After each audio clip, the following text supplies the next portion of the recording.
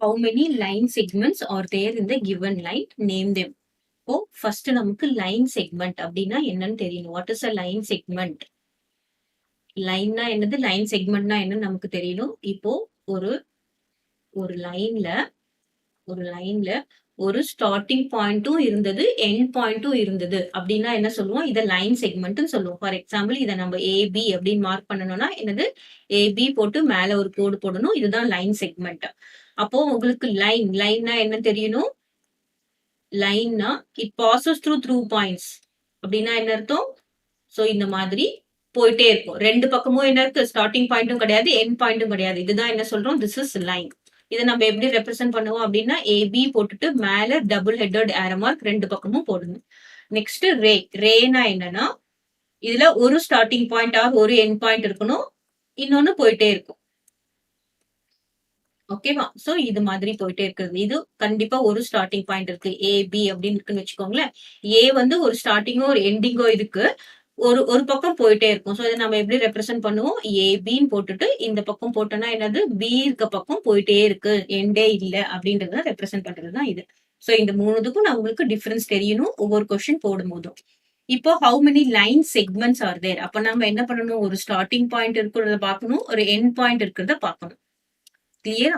So first பாத்தீங்கன்னு வச்சுக்கோங்க, PA. PA is a line segment. அடுத்தது PB. PB is a line segment. ஓகேவா? PA ஒரு லைன் செக்மெண்ட், P அப்புறம் B ஒரு லைன் செக்மெண்ட். அப்புறம் பாத்தீங்கன்னா P ல இருந்து C வரைக்கும் என்னது, இதுவும் ஒரு லைன் செக்மெண்ட் தான். அப்புறம் P ல இருந்து Q. P ல இருந்து Q வரைக்கும் அதுவும் ஒரு லைன் செக்மெண்ட் தான். கிளியரா? நெக்ஸ்ட் நம்ம A ல வரலாம். A ல இருந்து B என்னது, ஒரு லைன் செக்மெண்ட். நெக்ஸ்ட் A, அதுக்கப்புறம் C. AC is a line segment. Next A, A ல இருந்து C போட்டாச்சு, அப்புறம் என்னது AQ. AQ is a line segment. கிளியரா? நெக்ஸ்ட் B பாயிண்ட்க்கு வரலாம். B ல இருந்து C is a line segment. அதுக்கப்புறம் B ல இருந்து Q is a line segment.